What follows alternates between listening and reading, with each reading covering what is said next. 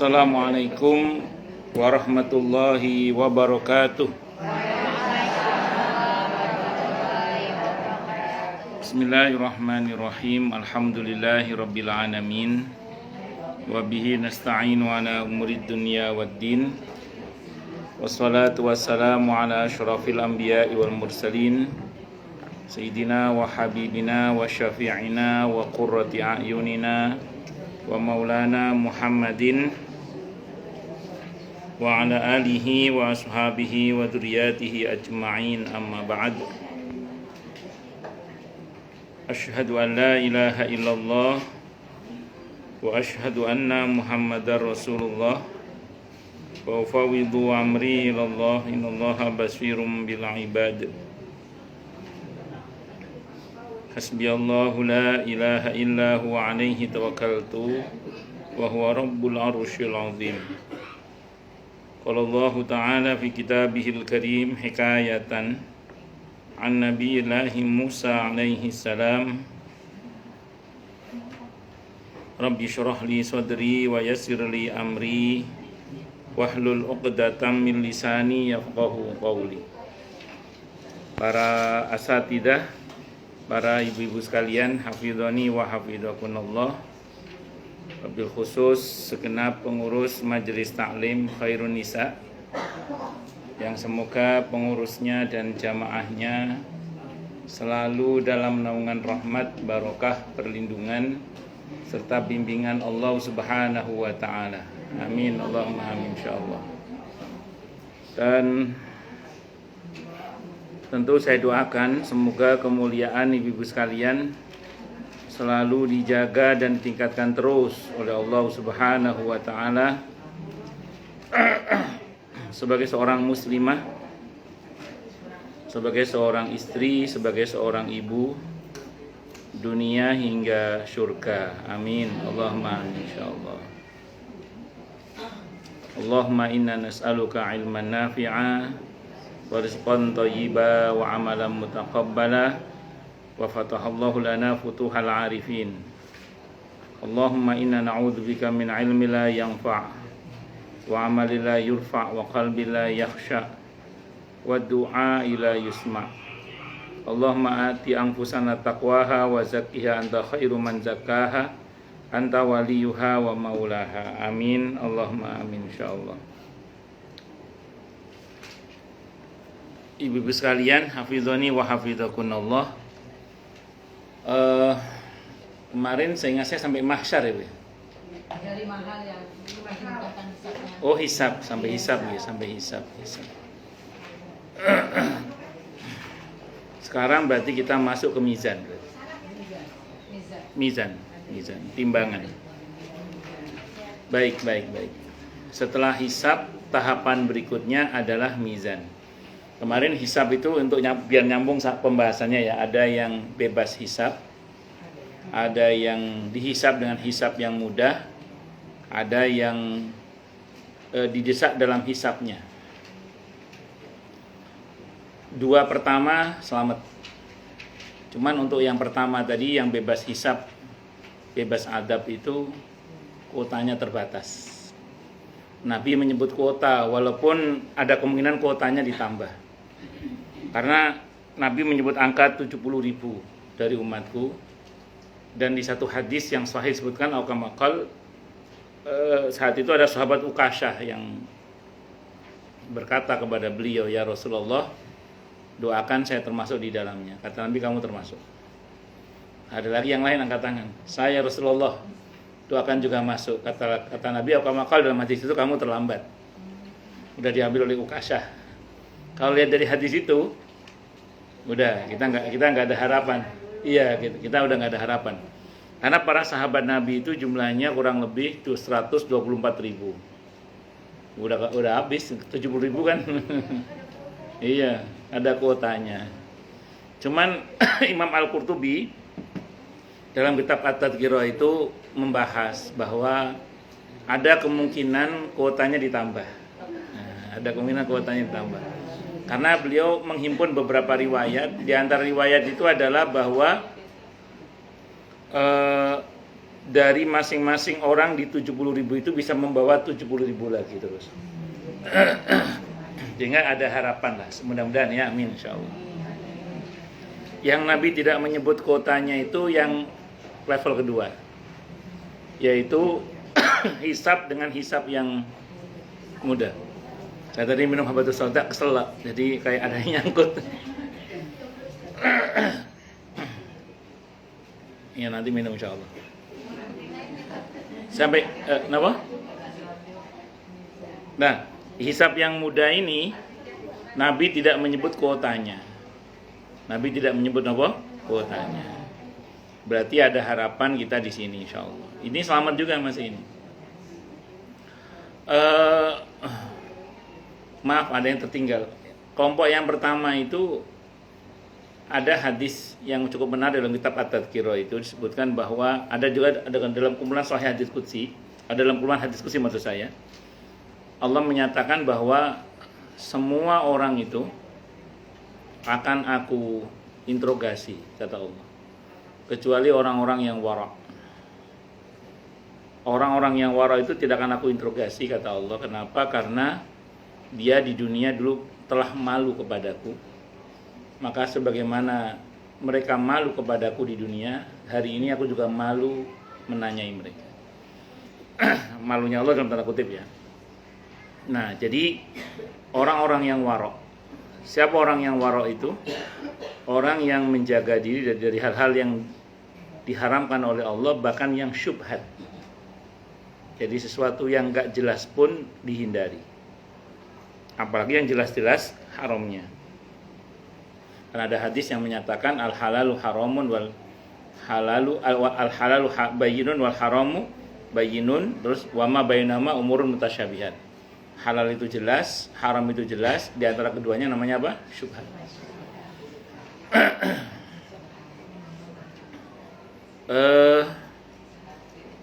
Itu halal jelas, haram jelas, terus di antara kedua namanya syubhat. Orang yang menjaga diri dari hal-hal yang syubhat, berarti dia telah menjaga kehormatannya dan agamanya. Karena potensial yang bersangkutan itu selamat lah. Monggo Bu, silakan. Lewat pintu utama aja. Oke. Kursinya. Sudah,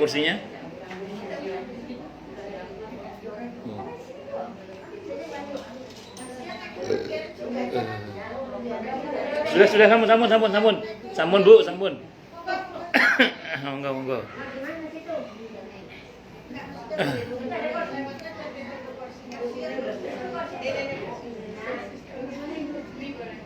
Nggih, monggo. Ya, nggih, monggo, enggak apa-apa.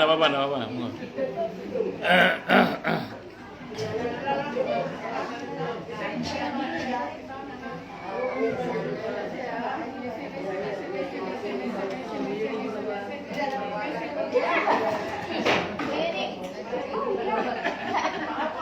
Nggih, enggak apa-apa.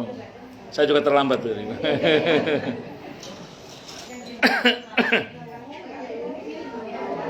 Bon, lanjut nggih.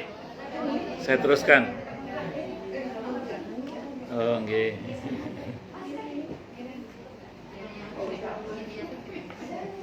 Baik, saya teruskan lagi. Jadi yang syubhat pun dia hindari. Tapi jangan sampai salah baca ya. Al halalu bayyinun wal haramu bayyinun, itu bayyinun itu tulisannya ba ya nun ya. Ba ya nun, bayyinun itu jelas. Itu orang Jawa Timur bacanya halal pen, haram pen. Orang nggak ngerti, kalau nggak ngerti harokatnya kan ba ya nun kan bayyinun. Yang nggak ngerti dibaca halal pen, haram pen. Pen itu biarin maksudnya. Halal biarin. Jangan baca gitu, nanti baca gitu bahaya. Nah, karena orang yang warok itu di dunia sudah merasa malu kepada Allah, sehingga dia menjaga diri dari hal-hal yang dilarang itu, yang diharamkan itu, maka pantas kalau kemudian yang bersangkutan nanti dalam tanda kutip ya Allah juga merasa malu untuk menghisap dia. Jadi kalau sekarang kita sudah punya rasa malu kepada Allah, sehingga berhati-hatilah kalau bahasa kita itu, maka insya Allah itu ada punya kans besar tidak dihisap, gitu ya. Ada kans besar untuk tidak dihisap. Ya kita semua belajar Bu, yang ngomong juga masih belajar sama. Kita semua belajar. Kalau kita udah berusaha malu kepada Allah untuk berbuat yang nggak bener lah istilahnya. Dan kalaupun terlanjur terjadi hal yang nggak bener, segera tobat minta ampun kepada Allah karena merasa malu kepada Allah itu. Mudah-mudahan dengan rasa malu kita kepada Allah itu, Allah juga tanda kutip tidak malu menanyai kita sehingga kita insya Allah dan semoga bebas hisab, bebas azab. Itu satu.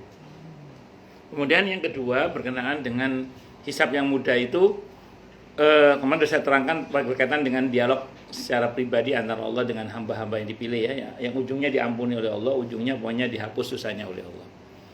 Nah, tapi jangan sampai kita menjadi orang yang didesak dalam hisabnya, itu alamat celaka. Kemarin kiatnya ada 5 yang insya Allah masih ada catatannya gitu. Minta kepada Allah hisab yang mudah, banyak-banyak taubat minta ampun pada Allah, maafkan saudara kita, banyak-banyak memaafkan ya. Yang keempat, permudah urusan sesama. Yang kelima, tutup aib saudara kita. Baik, itu insya Allah sudah hafal semua dan semoga kita diberi taufik oleh Allah untuk mau dan mampu mengamalkannya. Amin. Sehingga mudah-mudahan tetap harapan kita ini dimasukkan Allah dalam surganya tanpa hisab, tanpa adab. Amin. Allahumma amin. Insyaallah. Mudah-mudahan itu tetap harapan kita yang tertinggi lah. Ya kalau tinggi kan nggak jadi kan paling nggak dikit-dikit ya, turunnya nih dikit. Baik, sekarang masuk ke mizan. Mizan ini timbangan Bu. Timbangan yang dipakai oleh Allah untuk menimbang amal manusia. Ada orang-orang nanti sama Bu, nggak ditimbang oleh Allah. Cuman kalau hisab, yang nggak dihisab kan pasti selamat. Kalau ini nggak, yang nggak ditimbang oleh Allah ada 2 kemungkinan, selamat atau nggak selamat gitu. Jadi ada 2 kemungkinan. Kalau ada orang kok nggak ditimbang oleh Allah amalnya, ada 2 kemungkinan, selamat atau nggak selamat. Yang nggak ditimbang itu prinsipnya satu Bu. Ditimbang itu kan kalau ada perbandingan baik buruk. Nah kalau nggak ada keburukannya apa yang mau ditimbang? Siapa ini para nabi dan rasul? Mesti selamatin ini kan. Ya apa yang mau ditimbang dari para nabi? Adanya cuma kebaikan, nggak ada keburukannya sama sekali. Makanya saya belum pernah, buat tidak ada Bu ya, saya belum pernah baca hadis nabi ditimbang amalnya. Tapi kalau nabi dihisab itu ada Bu. Nabi dihisab itu ada, ditanya lah oleh Allah. Ya tentu nabi pasti selamat ya kalau nabi itu. Pasti selamat. Cuman kalau mizan ini yang saya tahu nabi bebas mizan. Kenapa? Karena hanya punya kebaikan, tidak punya keburukan. Tapi orang biasa diampuni berarti tidak bisa ditimbang. Nah, bisa juga, tapi itu yang selamat. Ya, mudah-mudahan oke lah mudah-mudahan. Tapi kalau saya sih lebih berharap timbangan kebaikan saya menang sih, gitu. Jadi ditimbang nggak apa-apa, yang penting menang gitu, timbang kebaikan. Nanti saya terangkan dulu. Nah, yang kedua, orang yang hanya punya keburukan, tidak punya kebaikan sama sekali. Biar lebih jelas baca surah Al-Kahfi, nanti saya terangkan insyaallah. Surah Al-Kahfi, surah ke-18 ayat 105. Nah, baca coba terjemahannya silakan. Surah Al-Kahfi, surah ke-18 ayatnya ayat 105.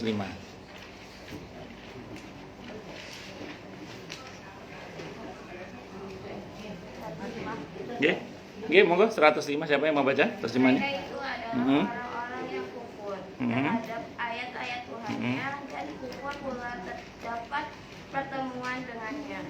Maka amal mereka sia-sia dan kami tidak memberikan Penimbangan terhadap amal mereka pada hari kiamat.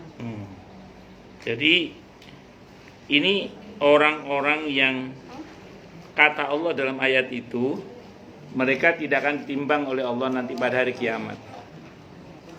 Gara-gara mereka ingkar kepada ayat-ayat Allah, kufur terhadap ayat-ayat Allah. Sebentar ya. Karena kata Allah, fahabitat a'maluhum fala nuqim lahum yaumal qiyamati wazna. Hancur lebur amalnya.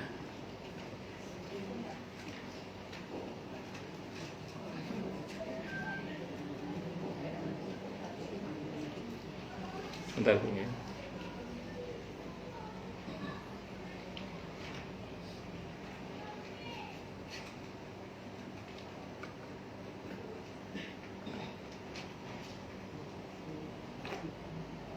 hancur lebur amalnya, dan Allah dan kami tidak akan menegakkan timbangan. Fahabitat a'maluhum falanuqimu lahum yaumal qiyamati wazna. Kenapa Bu coba? Dalam ayat ini kenapa orang ini kok nggak ditimbang amalnya, kenapa coba? Kalau menurut informasi ayat itu gara-gara dia telah ingkar kepada ayat-ayat Allah. Ingkar kepada ayat-ayat Allah itu contohnya apa Bu misalnya? Menghalalkan apa yang nyata-nyata diharamkan oleh Allah, atau mengharamkan apa yang nyata-nyata dihalalkan oleh Allah, itu contohnya. Makanya kita ini nggak boleh gegabah Bu, dalam masalah halal haram itu nggak boleh gegabah. Para ulama kita dulu itu kalau nggak jelas betul haramnya, itu paling mentok ngomongnya saya tidak suka. Gitu. Ada ulama besar namanya Imam Ahmad ibn Hanbal rahimahullah, Imam Hambali Bu. Ditanya oleh putranya namanya Abdullah. Apa kata putranya? Kata putranya, wahai ayah, apa pendapat Anda tentang musik misalnya? Apa pendapat Anda tentang musik? Kata beliau, saya tidak suka, kata beliau. Saya tidak suka.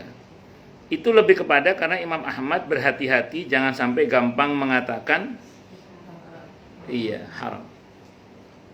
Itu ulama kita dulu. Nanti lebih detailnya pernyataan saya bisa dicek dalam buku Hal Haram dalam Islam ya.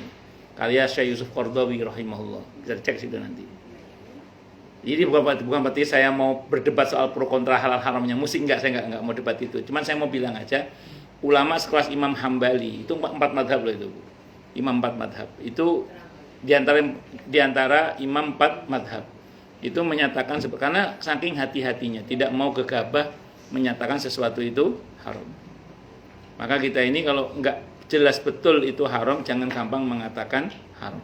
Mengharamkan apa yang dihalalkan oleh Allah dan atau menghalalkan apa yang diharamkan oleh Allah dengan sengaja, itu konsekuensinya seperti dalam ayat ini, namanya mengingkari ayat-ayat Allah.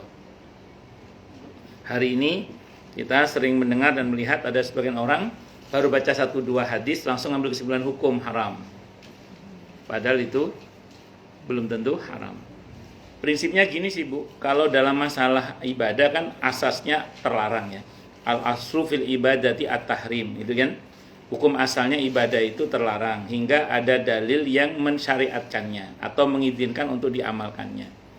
Nah, sementara kalau muamalah sosial, makan, minum dan macam-macam, itu hukum asalnya adalah boleh. Al-aslu fil muamalati al-ibahah hatta yadullad dalil ala tahrimiyah, hingga ada dalil yang mengharamkannya. Maka kehati-hatian kalau dalam masalah muamalah sosial kehidupan sehari-hari itu sebenarnya hukum yang paling ringan itu kita membolehkan, bukan yang paling ringan itu mengharamkan. Nah, beda dalam masalah ibadah. Kalau masalah ibadah, entar dulu. Ini dasarnya apa dulu gitu. Makanya kan kalau prinsip dalam ibadah apa? Ada nggak dalil yang membolehkannya? Gitu kalau masalah ibadah. Tapi kalau masalah muamalah ada nggak dalil yang melarangnya gitu. Selama tidak ada dalil yang melarangnya, berarti hukum asalnya adalah boleh. Maka sering bilang di mana-mana itu justru sependek yang saya pahami kalau secara fikih ya, hukum yang paling berhati-hati di dalam masalah muamalah itu yang membolehkan. Nah, tapi bukan berarti sembarangan juga. Nggak boleh sembarangan juga karena semua ada kaidah-kaidah ilmunya. Nah, mending yang paling hati-hati kalau kita tidak paham betul hukumnya, supaya kita tidak termasuk dalam ayat ini, mending kita mengatakan saya belum tahu ya, cuman saya pernah dengar fatwa ulama itu begini, paling aman begitu. Oke, memang ulama berbeda pendapat, saya lebih condong pada yang ini sih gitu. Itu jawaban kita mungkin seperti itu. Atau kalau memang kita betul-betul belum punya jawaban, kita katakan untuk saat ini saya belum tahu, tapi sementara saya hindari dulu aja deh gitu. Atau sah-sah saja kalau Anda mengatakan saya tetap melakukannya, ini perkara muamalah aja, tidak ada masalah. Nah, ini contoh aja. Kemarin itu ada orang ngundang saya akikah, bukan yang sini, yang sana, yang orang TPC, Taman Permata Cikunir. Dia mungkin takut ini, takut itu. Saya bilang gini sama beliau gini, Pak, saya bilang itu, akikah itu di fikih itu masuk dalam bab muamalah, masuk dalam bab udhiyah sembelian, masuk dalam bab atimah wa ashribah, makan minum, saya bilang gitu. Bapak di acara akikah itu mau ngadain acara apa saja, terserah Bapak, selama tidak melanggar syariat, saya bilang. Itu bukan ritual, itu seremonial, saya bilang gitu. Itu ritual bukan seremonial. Itu seremonial bukan ritual, saya bilang. Karena ini masuk bab muamalah, Pak. Kalau muamalah itu hukum asalnya adalah boleh hingga ada dalil yang melarangnya. Pun monggo kalau Bapak mau ngadakan acara apa silakan. Yang penting tidak melanggar syariat itu aja. Kecuali ada dalil yang melarangnya, baru udah boleh. Allahu Akbar. Bisa dimengerti ya? Ya. Nah, jadi singkat kata singkat cerita sampai sini kita harus berhati-hati, jangan gampang apa tadi mengharamkan sesuatu yang ternyata halal atau menghalalkan apa yang nyatanya tadi haramkan. Jadi itu hati-hati. Kecuali sesuatu yang masih debatable ya. Yes and no-nya ada, itu monggo lah. Anda pilih tadi itu. Itu seperti itu. Contoh gini misalnya, riba itu haram titik. Tapi bagaimana hukumnya kerja di bank misalnya? Itu ulama beda pendapat. Itu beda pendapat ulama. Riba itu haram titik dan jangan tawar-tawar itu. Tapi bagaimana buka tabungan deposito yang tiap bulan kita ambil bunganya atau itu bagi hasilnya? Itu ulama berbeda pendapat. Tergantung fatwanya siapa dulu. Tapi semua ulama mengatakan riba haram gitu. Tapi bagaimana hukumnya nabung itu ulama berbeda pendapat. Kalau ibu-ibu merujuk kepada fatwanya Lajnah Daimah Saudi berkaitan dengan bank konvensional misalnya, itu ya banyak yang mengharamkan. Tapi kalau ibu merujuk pada fatwanya Darul Ifta Mesir tahun 2002 ke sini, itu banyak menghalalkan dengan penjelasan usul fikih yang sangat luar, dengan kaidah-kaidah fikih yang luar biasa. Perdebatannya panjang. Itu seperti itu. Begitu ya Bu ya. Bun, lanjut sekarang. Terus contoh yang lain yang tidak akan ditimbang oleh Allah itu karena hancur semua kebaikannya itu di Al-An'am ayat 88. Buka Bu. Dzalika hudallahu yahdi bihi may yasha'u min 'ibadi walau asyraqu lahabita 'anhum ma kanu ya'malun. Ini juga enggak akan timbang, enggak ada kebaikannya sama sekali. Surat Al-An'am ayat 88. Nggih, monggo. Itulah petunjuk Allah. Dengan itu dia memberi petunjuk kepada siapa saja di antara hamba-hambanya yang dia kehendaki. Sekiranya mereka menyebutkan Allah, pasti lenyaplah amalan yang telah mereka kerjakan. Oke. Jadi kalau sampai orang mati dalam keadaan syirik, ini syirik besar ya, bukan syirik kecil, syirik besar, nggak tobat, maka hapus seluruh amalannya dari akil balik sampai dia mati di mana dia nggak tobat itu. Nah, yang begini-begini, naudzubillah Bu, kalau betul-betul dia nggak tobat dari kesyirikannya itu syirik besar ya maksudnya. Dia akan menghadap kepada Allah dengan 0 kebaikan. Naudzubillah min syarri dzalik. Kalau 0 kebaikannya ya nggak ditimbang Bu. Apa yang mau ditimbang? Nggak ada kebaikannya sama sekali. Jadi karena nggak ada kebaikannya makanya nggak ditimbang gitu. Alias langsung, monggo langsung masuk neraka. Jadi singkat kata singkat cerita begitulah keadaannya. Satu lagi sebenarnya murtad keluar dari Islam itu termasuk juga. Nah, termasuk juga orang yang murtad itu juga nanti 0 kebaikannya. Di Al-Quran itu ada ayat yang berbunyi innal ladzina kafaru wa matu wa hum kuffarun ulaika alaihim laknatullahi wal malaikati wan nasi ajmain, dan ada beberapa ayat yang menginformasikan itu tentang orang-orang yang murtad itu intinya nanti dia akan juga menghadap kepada Allah dengan 0 kebaikan kalau dia nggak tobat ya. Kalau mati dia murtad. Baik. Berarti hati-hati jangan sampai kita satu apa tadi Bu, menghalalkan yang haram atau mengharamkan yang halal dengan gegabah dengan sembarangan ya. Takutnya masuk dalam kategori ingkar atau kufur akan ayat-ayat Allah. Makanya hati-hati nggih, hati-hati. Mending kalau jenengan tidak paham betul hukumnya, kecuali jenengan sudah paham hukumnya karena sudah baca fatwa ulama tertentu, monggo lah silakan. Paling enggak Anda berkata, maaf saya nggak berani, saya nggak suka, gitu aja. Kalau jenengan merasa seret, karena saya menganggap ini muamalah, ya hukum asalnya berarti boleh. Jadi saya untuk sementara jawaban saya ya ini boleh, nggak ada masalah.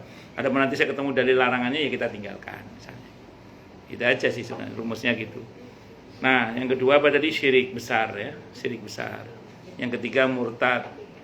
Ini jangan sampai kita lakukan, karena ini kalau sampai terjadi dan tidak tobat sampai matinya loh ya, maka dia tidak akan diampuni oleh Allah, dalam arti menghadap kepada Allah dengan 0 kebaikan. Naudzubillah min dzalik.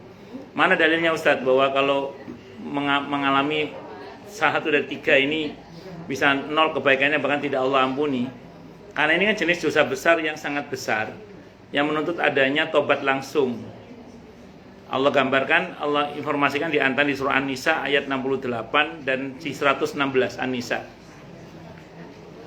Baca salah satunya aja, itu isinya sama itu. An-Nisa ayat 68 atau 116, sama saja itu isinya. Moga baca terjemahannya. Ini namanya pembatal-pembatal akidah nggih. Pembatal-pembatal tauhid. Nggih, 68 atau 116 sama aja. 48 bukan 68, 48 saya salah. 48 atau 116. Maaf saya salah. 68 48. Nggih. Sesungguhnya Allah Nggih. tidak akan mengampuni dosa karena kesudukannya. Iya. Dan Nggih. Dia mengampuni apa dosa yang selain syirik Iya. bagi siapa yang dia kehendaki.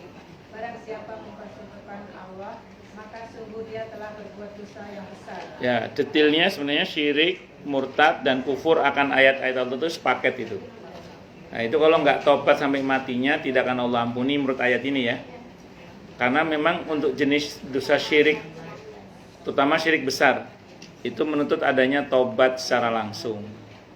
Nah, tapi kalau tobat diampuni oleh Allah. Kalau tobat diampuni oleh Allah. Mana dalilnya? Al-Furqan, Bu. Al-Furqan surah ke-25 ayat 68, 69, 70. Nah, 3. Monggo baca. Al-Furqan surah ke-25 ayatnya ayat 68 sampai 70. Monggo silakan baca. 68 sampai 70. Monggo yang mau baca. Orang-orang yang tidak mempersekutukan Allah dengan sembahan lain Nggih. dan tidak membunuh orang yang diharamkan Allah kecuali dengan alasan yang benar dan tidak berzina. Dan barang siapa melakukan demikian itu, niscaya dia mendapat hukuman yang berat. Ya. Yakni akan dilipat gandakan azab untuknya pada hari kiamat dan dia akan kekal dalam azab itu dalam keadaan terhina. Kecuali orang-orang yang bertobat dan beriman dan mengerjakan kebajikan, maka kejahatan mereka diganti Allah dengan kebaikan. Allah Maha Pengampun, Maha Penyayang. Baik. Ayat ini menginformasikan ada 3 dosa besar sekaligus. Syirik, membunuh, zina. Kalau dia tidak bertobat, Allah ancam dengan kehinaan. Tapi kalau tobat, Allah janjikan ampunan. Illa man taba wa amana wa amila amalan sholiha faulaika yubaddilullahu sayiatihim hasanat. Kecuali orang-orang yang mau bertobat, beriman dan beramal soleh, mereka itulah akan diganti oleh Allah keburukannya dengan kebaikan-kebaikan. Dosa-dosa diganti dengan ampunan. Paham nggih? Nah, itu diantaranya. Pun apa tadi Bu? Syirik, membunuh, zina. Secara umum tadi yang dosa yang tidak akan ditimbang itu syirik, murtad dan kufur akan ayat-ayat Allah. Terus kemudian ada yang ditimbang. Nah, yang ditimbang ini berarti dia punya perbandingan baik buruk. Walaupun nanti dalam kitab At-Tadhkirah itu ada yang mengatakan tetap orang kafir pun ditimbang, tetap ada pendapat itu. Tapi diskusinya panjang. Nah, saya ambil rinciannya saja tadi. Jadi ada yang memang ditimbang, ada yang nggak ditimbang. Yang ditimbang ada yang selamat, ada yang tidak selamat. Intinya satu, kalau nggak ada perbandingan baik buruk, mau ditimbang apanya? Nah, kira-kira gitu ya. Ini yang ada perbandingan, baik buruknya ada ini. Makanya ditimbang. Rumusnya ada di surah Al-Qari'ah itu. Fa amma man thaqulat mawazinuhu fahuwa fi 'ishatir radiyah. Wa amma man khaffat mawazinuhu fa ummuhu hawiyah. Kalau timbangan kebaikannya lebih berat, langsung masuk surga. Itu rumusnya di ayat itu. Kalau timbangan keburukannya yang lebih berat, kebaikannya lebih ringan, maka dia kalau menurut teori malah suruh langsung masuk neraka kalau menurut teori. Menurut teori di ayat itu ya, nanti kita bahas. Baik. Sekarang gini Bu ya. Kita mundur dikit ke hisab. Kemarin saya bahas nggak tentang orang-orang yang muflis itu, orang yang bangkrut? Udah ya? Ya. Kata kuncinya satu ya, orang bangkrut itu kebanyakan karena dia banyak berbuat zalim pada sesama ya. Karena dia menghadap kepada Allah dengan bawa pahala hajinya, sholatnya, puasanya, macam-macam. Tapi ternyata dia semasa hidup suka mencaci ini, memaki ini, mendolimi ini, sehingga nanti dia akan dituntut bla bla bla sampai akhirnya muflis bangkrut ya. Udah, sampai situ aja udah ketahuan mizannya pasti kalah dia. Maka tidak menangnya mizan ini Bu sebenarnya amat erat kaitannya dengan hadis orang yang muflis itu, orang yang bangkrut itu. Makanya mumpung masih hidup, baik-baik pada sesama, perbaiki hubungan dengan Allah, perbaiki hubungan dengan sesama. Supaya kita ini betul-betul menjadi orang-orang yang selamat lah, istilahnya gitu. Nah, adapun kemudian sudah terlanjur, namanya manusia ya, udah punya masa lalu, ya taubat. Taubatnya kemarin bagaimana Bu? An-nadam, menyesal, komitmen tidak mau ngulangi lagi. Terus kemudian an-nadam al-iqla', konkret meninggalkan perbuatan maksiat itu. Kalau hubungannya dengan Allah beres. Kalau dengan sesama apa? Minta maaf.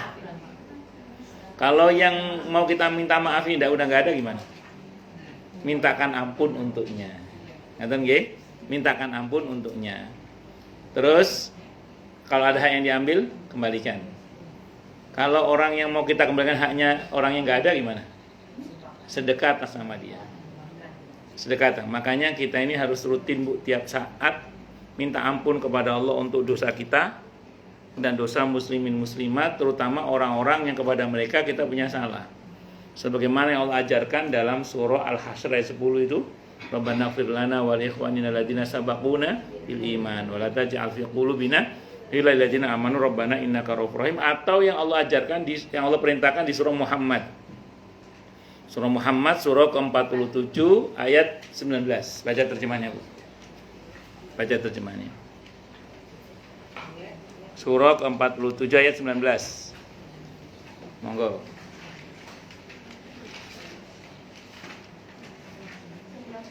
19.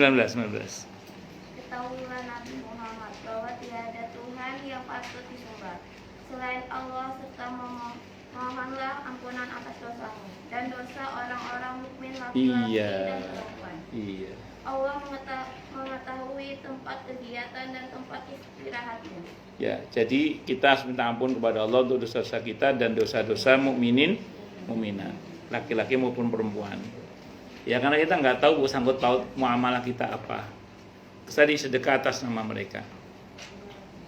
Kalau Imam Ghazali rahimahullah punya resep istighfar, redaksinya kurang lebih begini. Saya baca dalam kitab Minhajul Abidin ya, kurang lebih begini. Astaghfirullahalazim li wali walidayya wa li ashabil huquqil wajibati alayya wa li jami'il muslimina wal muslimat wal mu'minina wal mu'minat al ahya'i minhum wal amwat.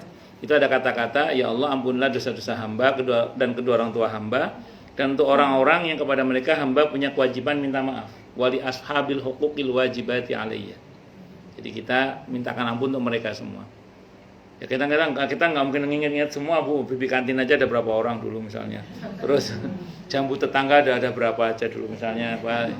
Ya apa dulu teman sekolah? Ya enggak. Oh ibu enggak dulu ya. Kalau di kampung saya itu soalnya ada teori Bu dulu. Kalau kita mau ngambil jambu tetangga itu kalau di kampung saya, le nyuwun jambune. Oh iya, berarti diizinkan. Kalau tidak diizinkan, wah aja. Oh berarti tidak diizinkan itu sama dengan izin yang tertunda. Akhirnya tetap diambil sama anak-anak. Tapi nanti betul, nanti akan ada acara di mana kita nonton TV bareng-bareng. Kalau satu kampung dulu TV-nya cuma satu, TV-nya hitam putih tapi ada warnanya, tapi warnanya di kacanya itu sambil nonton sambil nunggu artis safari atau nunggu film akhir pekan itu semua datang, termasuk bapak yang punya jambu itu. Nanti ketemu sama anak yang bagian ngambil jambu itu, dia ngomong, kamu tadi ngambil jambuku ya? Iya Le, coba dari mana yang lo ya? Makanya dilarang itu izin yang tertunda. Ya itu istilah dulu di kampung lah. Jadi tapi jangan ditiru gitu. Jadi singkat ya itu makanya kita doakan semua. Nah itu kalau kata Imam Al-Qurtubi dalam kitab At-Tadhkirah, ini tidak ada khilaf ulama. Selesai masalah kita insya Allah. Pertama tadi Bu, mintakan ampun untuk mereka. Yang kedua apa? Sedekah atas nama mereka. Kalau untuk sedekah itu gini Bu, kalau ini konsep sederhana yang saya lakukan ya. Pokoknya gini, saya bilang sama Allah gini, ya Allah, pokoknya kepada sebagian sedekah hamba itu saya niatkan untuk pahalanya untuk orang-orang yang kepada mereka hamba punya kewajiban mengembalikan hak. Jadi saya nggak usah niat berulang-ulang, bukan nggak mesti ingat soalnya Bu. Asalkan sedekah ya, setiap sedekah itu di samping saya niatkan sebagian pahalanya adalah untuk orang tua saya, karena walaupun tanpa niat itu sudah diotomatiskan oleh Allah, tapi untuk yang kedua itu saya niatkan itu kepada sebagiannya, ya Allah, saya niatkan untuk orang-orang yang kepada mereka hamba punya kewajiban mengembalikan hak itu. Tapi dengan catatan Bu ya, kalau ketemu orangnya tetap harus dibayar. Kalau ketemu ahli warisnya tetap harus dibayar. Kalau ketemu sama ahli warisnya. Tapi kalau nggak ketemu ya sudah, insya Allah kata ulama itu sudah selesai, la khilaf. Ulama tidak ada khilaf dalam masalah ini, insya Allah. Kata Imam Al-Qurtubi gitu kurang lebih. Wallahu a'lam bishawab. Baik, lanjut ke mizan tadi Bu ya. Rumusnya tadi asal kebaikannya lebih berat langsung, tapi kalau keburukannya yang lebih berat langsung masuk neraka, kalau kebaikannya yang lebih berat langsung masuk surga.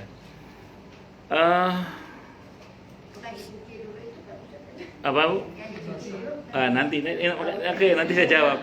Ya, saya tahu itu ada pertanyaan itu nanti, tapi nanti kita jawab. Saya akan terangkan dulu gini. Bu, rumusnya gini ya Bu. Ini rumusnya itu. Ini rumusnya. Sebelum ngomong rumus, saya ngomong potensi dulu aja deh. Kalau lihat teori di surah Al-Qari'ah itu Bu, saya ulang, kalau lihat dari teori di surah Al-Qari'ah itu, sebenarnya Bu, potensi kita masuk surga lebih besar daripada potensi kita masuk neraka. Saya ulang Bu ya, potensi kita masuk surga itu lebih besar daripada potensi kita masuk neraka. Ini kalau kita bicara potensi. Mana dalilnya Ustadz? Saya berdalil diantaranya dengan hadis muttafaqun alaih Bukhari Muslim. Di Bukhari Muslim itu hadisnya bunyinya gini kurang lebih. Kita ini kalau baru niat saja ini Bu untuk berbuat baik, itu sudah diberi pahala oleh Allah seperti kebaikan itu sudah dikerjakan sekali utuh. Kalau kita laksanakan kebaikan itu dilipat gandakan 10, 100, 700, bahkan di hadis yang lain hingga tak berhingga. Ini kan insya Allah Bumi beserta keluarga berniat umroh nih insya Allah. Kita doakan semoga Allah mudahkan, Allah berkahi ya. Dan yang penting mabrurah. Amin. Ya, sehingga kemudian walaupun baru niat ini, tapi insya Allah untuk Bumi dan keluarga sudah ada catatan pahala umroh sekali utuh. Nanti dan semoga Allah jadikan, amin insya Allah. Maka setelah umroh itu dilaksanakan, dikalikan 10, 100 bahkan hingga tak berhingga, bisa hingga tak berhingga. Kenapa? Enggak, amin surga. Amin Allahumma amin. Jadi itu sampai situ. Nah, sementara kalau dosa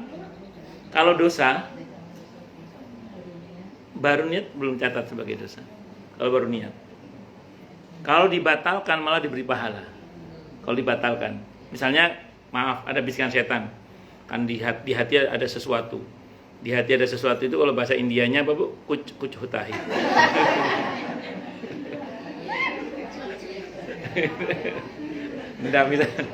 Nah Ibu misalnya dia bisikin untuk kita berbuat dosa, kita lawan. Astagfirullah. Kita lawan. Nah Itu kalau kita lawan, selama kita membatalkan itu, kita dapat pahala terus. Kalau ngeyel dikerjakan, tidak dilipat gandakan. Ngeyel juga dikerjakan, nggak dilipat gandakan. Itu dosa, kalau dosa. Sehingga sampai sini kita paham matematikanya ya. Kalau menurut teori, saya ulang tadi, harusnya potensi kita mendapatkan timbangan lebih besar itu lebih berat itu potensinya lebih besar daripada kalau keburukannya yang lebih besar. Kalau menurut teori. Makanya ada ulama yang mengatakan begini, kalau ada umat Nabi Muhammad SAW masuk surga, malaikat nggak heran. Itu kata para ulama. Ya memang wis atuke ngono. Ya kan sepatutnya begitu gitu loh. Iya. Tapi kalau ada umat Nabi Muhammad SAW masuk neraka, kalau kata para ulama, malaikat itu heran. Kok iso ya? Kok bisa masuk neraka? Kok cek nemene kok? Padahal potensi masuk surganya lebih besar daripada potensi masuk nerakanya. Ini Bu yang kadang orang nggak paham. Sehingga saya di beberapa kajian, terutama di kajian-kajian di sekolah yang ya campur muslim non muslim itu ya. Itu saya ditanya orang beberapa kali itu. Kenapa ya Ustadz? Saya itu kalau baca kitab suci agama sebelah, itu kok kayaknya masuk surga gampang. Ya kalau baca Al-Quran kok kayaknya masuk surga itu susah, kata dia gitu. Saya bilang, Anda kurang banyak bacanya, saya bilang. Kurang banyak baca dan kurang mentadaburi isinya. Kalau Anda mentadaburi isi dalam Al-Quran, itu sungguh masuk surga itu sesuatu yang mudah sebenarnya dalam Al-Quran. Oh, Quran itu sederhana kok. Gimana itu? Bala mangkasaba sayyi'atan wa hatat bihi khati'at fa ulaika ashabun nar hum fiha khalidun waladina amanu wa amil sholihati ulaika ashabul jannah. Asal kita beriman dan beramal soleh dengan baik dan benar, udah masuk surga. Ashabul jannah malah.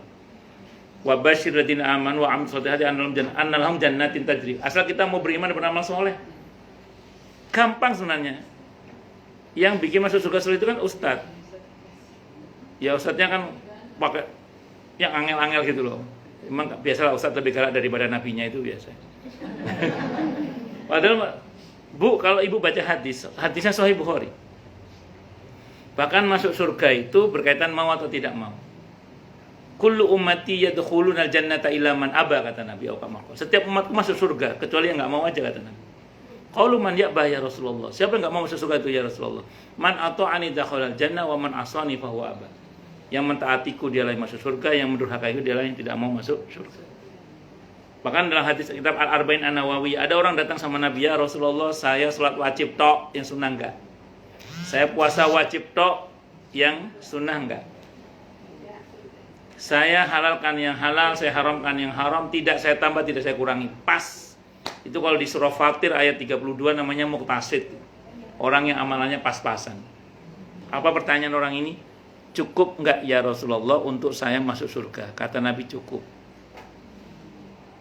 Suatu orang itu pergi, Nabi bersabda, kalau dia jujur dengan pernyataannya, maka cukuplah itu untuk dia masuk surga. Cuman C Bu, C, cukup C. Iya. Ya kalau kita ya memang cukup betul sih. Cuman ya mbok ditambah sunnah-sunnahnya, walaupun enggak sering-sering, maksudnya enggak kerep, paling enggak ya adalah syukur-syukur banyak. Ngoten nggih? Sunnahnya. Ya ben jangan sampai nanti cukup itu kan pas gitu ya. Ngerinya kalau pas terus kurang, yang tambahannya yang susah nanti. Pun lanjut. Jadi singkat cerita, potensi kita masuk surga lebih besar ya daripada potensi kita masuk neraka. Nanti kalau ada orang ngomong kayak gitu tadi, karena saya beberapa kali diomong orang kayak gitu. Saya kan ngajar di kayak sekolah Victory Plus, itu kan sekolah yang campur lah, ada muslim ada non muslim. Itu interaksinya kan macam-macam. Nah itu ada saya ditanya gitu, dan itu saya jawab seperti tadi itu. Jadi ibu nanti kalau ditanya orang juga ibu punya jawabannya, atau bahkan lebih baik dari jawaban saya nanti. Pun lanjut. Singkat cerita. Tadi dicuci tadi ya. Nah gini. Saya mau terang dulu. Ada rumus bumi dalam Al-Quran di surah Hud ayat 114. Baca terjemahnya dulu deh. Surah Hud ayat 114. Nanti saya terangkan kenapa kok nggak perlu dicuci gitu ya. Oke. Surah Hud, surah ke-11 ayat 114. Monggo baca terjemahnya deh. Dan laksanakanlah Nggih. sholat pada kedua ujung siang, Nggih. pagi dan petang, Nggih. dan pada bagian permulaan malam. Nggih. Perbuatan-perbuatan baik itu menghapus Nah. kesalahan-kesalahan. Itulah peringatan bagi orang-orang yang selalu mengingat Allah. Jadi di situ disebutkan ada ayat yang intinya itu bahwa innal hasanati yudhibnas sayyiat dzalika dzikra lidzakirin.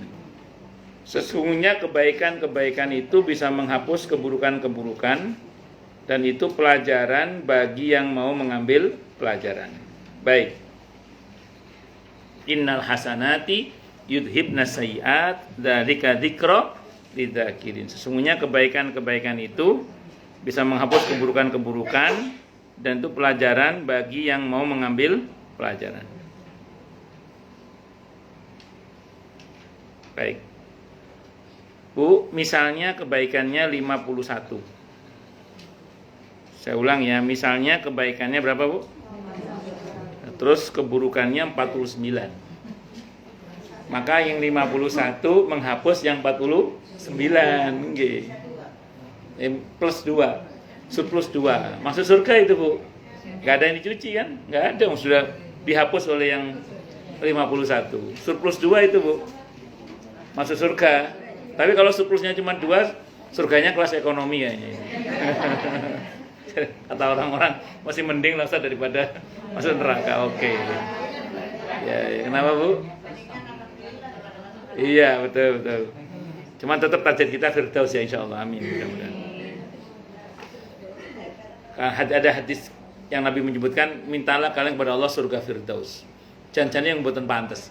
Enggak pantas kita ini. Tapi karena Nabi yang nyuruh kita minta. Kita minta surga firdaus. Semoga untuk kita surga firdaus. Amin Allahumma. Karena gini, Bu, nikmat terbesar surga itu adalah menatap maha indah Allah. Lah itu kalau kita semakin tinggi surganya, itu semakin sering perjumpaannya dengan Allah. Semakin rendah surganya, semakin jarang perjumpaannya dengan Allah. Makanya nanti yang disesali oleh orang ahli surga yang kelas ekonomi itu adalah ngerti yang ngono aku biar lebih rajin lagi. Ya, gitu. Makanya tetap harapan kita adalah surga firdaus. Amin Allahumma amin insyaallah. Pun sebalik kan dibalik, Bu. Keburukannya 51. Kebaikannya 49. 49 menghapus 51. Minus berapa? 2. Kalau menurut teori di Al-Qari'ah tadi harus dicuci dulu. Kalau menurut teori Al-Qari'ah itu, iya betul kata Bumi. Jadi minus 2 ini harus dicuci dulu. Kenapa? Ya kenapa? Karena dia minus 2. Satu dosa saja nggak bisa orang masuk surga. Jadi nggak boleh ada dosa. Jadi di surga itu kalau masih ada dosa nggak bisa masuk surga. Harus dicuci dulu, betul, nggak salah. Tapi kita bersyukur pada Allah, Bu. Di dalam hadis diterangkan tentang teori syafaat. Itu yang melegakan kita itu. Jadi ada teori apa, Bu? Syafaat. Sehingga ada kemungkinan dan semoga kita menang. Amin insyaallah. Kalau Ibu baca dalam fikih sunnah itu ada di bab tentang sholat sunnah itu ada hadis yang disebut oleh saya, tapi dalam fikih sunnahnya itu gini, Bu, kurang lebih. Begitu orang itu timbangan kebaikannya kalah, kata Allah dalam hadis qudsi, dan Allah Maha tahu ini hanya bahasa administrasi, Bu, ya, ini hadis qudsi. Kata Allah, coba cari ibadah-ibadah sunnahnya. Cowari, Bu, qobliyah, ba'diyahnya, kuolai kabeh. Senin Kamisnya, Dawudnya, Bidnya, Arafahnya, Asyurahnya, Tasu'ahnya, cowari semua, sodakoh-sodakohnya, hadiah hibahnya, wakafnya dicari semua. Kalau ada, ditimpakan. Ada yang di situ udah menang, Bu. Ya sudah, oke, menang, selesai, tidak ada masalah. Tapi ada yang masih kalah juga, Bu. Jadi dicari sunnahnya masih kalah juga. Lantas nanti bisa dibaca dalam fikih sunnah saya sabik bab tentang puasa, keutamaan puasa. Puasa datang, Bu. Khusus puasa datang. Kata puasa itu, ya Allah, izinkan saya memberikan syafaat kepada orang ini. Karena orang ini pernah menahan lapar dan dahaganya karena Engkau. Kata Allah, diizinkan memberikan syafaat. Terus datang Al-Quran. Al-Quran juga datang, Bu. Ya Allah, orang ini telah menahan kantuknya demi membaca saya. Izinkan saya berikan syafaat kepadanya. Ini membaca bukan hafal, membaca apalagi hafal. Dan Quran menarik bahasanya. dia telah menahan kantuknya demi membaca saya. Kalau baca Quran sering ngantuk nggak, Bu? Ya, kalau baca Quran sering ngantuk nggak? Sering dilawan nggak? Semoga masuk di dalammu ya. Ya. Tapi kalau ngantuk ngantuk sana. Memang sih, Bu, kalau dalam teori dalam Islam kan gini ya. Gini, kalau kita betul-betul ngantuk dalam ajaran Islam kan memang suruh istirahat. Tidur, nggak boleh dipaksakan. Kalau dipaksakan namanya taklif. Itu namanya takalluf namanya, membebani diri di luar kemampuan, itu zalim. Tapi dalam Islam ada ajaran mujahadah juga, Bu. Mujahadah itu bersungguh-sungguh. Maka Ibu harus bisa bedakan mana ngantuk, mana ngantukan, itu beda. Paham ya? Iya, beda itu. Mana ngantuk, mana ngantukan gitu loh. Kalau perasaan seharian istirahat cukup, makan cukup, minum cukup, serba santai, kok sih ngantuk ay? Ngantukan. Yang begitu itu dilawan, Bu. Bu ngombe kopi tau apa ta, ngomong yang punya marning ta nopo. Ngoten nggih, marning niku jagung. Itu ilmunya sopir supaya pun itu nggih. Nah, terus itu kalau itu apa namanya mujahadah. Kecuali, Bu, hari ini memang cukup sibuk karena pesanan pempek banyak misalnya sehingga kurang istirahat, kurang makan, ada macam-macam lah, ngantuk. Nah, itu namanya betul-betul ngantuk. Yang begitu itu istirahat. Kenapa? Memang ngantuk memang gitu. Ngoten nggih, harus berani muhasabah diri di mana posisi kita, ngantuk apa ngantukan. Oh, lanjut nggih. Jadi kadang kalau saya baca dalam kitab At-Tadhkirah, ini didatangkan puasa, didatangkan Quran itu masih kalah juga kadang. Tahu nggak apa yang berikutnya yang Allah panggil itu? Akhlaknya. Coba lihat akhlaknya, bagus nggak akhlaknya? Dalam hadis Sahih Bukhari, di antara hal yang membuat beratnya timbangan amal itu akhlak yang mulia. Orang itu kalau akhlaknya mulia, akhlaknya bagus dengan Allahnya, dengan sesamanya bagus, akhlak itu nilai amalnya berat, Bu. Jadi akan dikasih nilai yang sangat berat oleh Allah. Kalau dalam kitab Al-Arba'in An-Nawawiyah itu dibahasakan dengan istilah al-birru husnul khuluq. Kebaikan yang sempurna itu terletak pada baiknya budi pekerti. Jadi kalau kita pakai akhlak, itu nilai kita lebih, Bu, diperberat amal itu. Dalam Sahih Bukhari disebutkan termasuk yang akan memperberat timbangan amal itu akhlak yang mulia itu. Contoh. Ada 3 orang sholat. Ini yang hubungan dengan Allah langsung ya, sholat misalnya. Yang satu sholat semata-mata, oh ini kewajiban. Yang penting saya sudah mengukurkan kewajiban. Yang kedua, saya ada kepentingan dengan Allah. Saya mau munajat dengan Allah. Saya mau lebih lama curhat sama Allah saya. Pokoknya gitulah. Sehingga dia menjaga etika akhlak dalam sholat. Yang kedua ini. Yang ketiga, sholat karena ada mertua sampingnya. Itu di hadapan Allah 3 orang ini nilainya beda, Bu. Sama-sama sholat itu. Kalau yang pertama standar lah. Yang kedua dapat nilai plus karena dia jaga akhlak, dia jaga hati, jaga akhlak. Kemudian yang ketiga, alih-alih dapat pahala malah dapat dosa. Tapi dia masih sholat. Jadi walaupun kualitas sholatnya buruk, orang yang masih mau sholat itu masih lebih baik daripada yang nggak sholat. Karena orang yang nggak sholat itu dipanggil oleh Allah sebagai pendurhaka. Tapi orang yang masih mau sholat, walaupun sholatnya acak-adul misalnya gitu, itu dia masih dipanggil sebagai orang yang sholat walaupun dia dimarahi oleh Allah. Tapi masih dipanggil sebagai orang yang sholat. Ya semoga kita tidak termasuk yang dimarahi ya. Amin insyaallah. Pun singkat kata singkat cerita, sampai sini bisa menang. Tapi ada juga yang masih kalah juga, Bu. Bener dosanya ngetel banget ini. Itu saya baca dalam At-Tadhkirah, betapa Allah tuh maha kasih sayangnya itu. Makanya tadi saya kalau sampai ada umat Nabi Muhammad masuk neraka itu malaikat heran. Kok iso ya? Kok iso? Terakhir dalam kitab At-Tadhkirah disebutkan terakhir. Ada dalam Quran Sahih Hadits Qudsi juga ini. Terakhir apa? Allah keluarkan bitokoh. Bitokoh itu kartu. Iya, Allah keluarkan bitokoh kartu. Kartu ini akan diletakkan oleh Allah di timbangan kebaikan orang itu. Ibu tahu kartu apa itu? Kartu La ilaha illallah. Kartu La ilaha illallah itu begitu diletakkan di timbangannya, langsung jeng, menang dia. Asalkan bitokohnya itu dia punya itu bitokohnya. Pertanyaannya, apa kartu bitokoh La ilaha illallah itu? Banyak penjelasan para ulama. Salah satunya gini aja deh. Kalau ini saya pakai gambaran secara umum ya. Semua kita bersyahadat ya, betul ya? Bersyahadat. Ternyata ada orang itu bersyahadat dengan lisannya, dengan hatinya, dan dengan perbuatannya. Itulah syahadatul mukminin. Syahadatnya mukmin sejati. Jadi lisannya bersyahadat asyhadu alla ilaha illallah wa asyhadu anna muhammadar rasulullah. Hatinya juga bersyahadat. Dan perbuatannya mencerminkan syahadat. Tadi ada loyalitas terhadap Allah dan Rasulnya. Mengingkari apa yang diingkari oleh Allah dan Rasulnya. Maka dengan begitu dia sempurna syahadatnya. Sehingga ini yang berbobot ini. Nah, tokoh yang model begitu itu. Yang bisa maksud itu. Tapi nanti ada level kedua juga sih. Dia bersyahadat di lisannya. Dia bersyahadat di hatinya juga. Tapi perbuatannya kadang masih belum mencerminkan syahadat. Jadi perbuatannya belum mencerminkan syahadat. Jadi mungkin dia masih amar ma'ruf nyambi mungkar gitu ya. Ya amar ma'ruf nyambi mungkar gitu. Ya kadang ya dia STMJ sholat terus maksiat jalan misalnya.